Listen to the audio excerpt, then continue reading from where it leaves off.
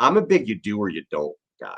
Yeah. In the Niners, again, this may not matter. They may not even be behind again the rest of the season. But what we've seen is when they do get behind or things start to go really wrong, it snowballs and they can't seem to kind of get themselves out of it.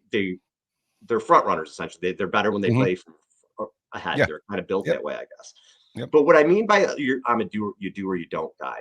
Again, we're talking Super Bowl here. We're talking championship. So when I think back, Joe Montana, let's stay with 49ers. Joe Montana is a legend because he did.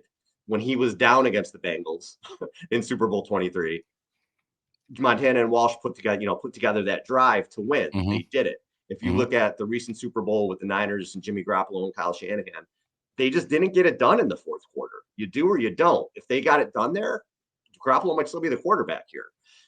Didn't happen. This team has to do it, and they're going to get tested, and we'll find out if they're going to be a team that does or doesn't. The next 6 weeks or so will tell us. But when I see games like this and it continues to snowball, I do get worried if they're in a tough spot in the playoffs or they get down by 14 points. Is the game just over?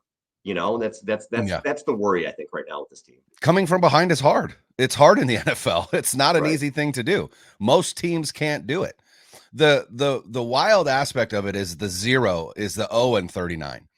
And it's I think once you get that 1, then you stop talking about it because now it's not that glaring 0 because again, the best team in the NFL is 300 in those situations, right? They lose 7 out of Yeah. 10 times. So again, it's not a situation where most teams are able to come from behind. Most teams aren't. That's hard to do. And so I don't think it's as glaring of an indictment on Kyle Shanahan as some people like to make it seem. But you're right. They do have to do it, and until they do it, it's going to be a talking point.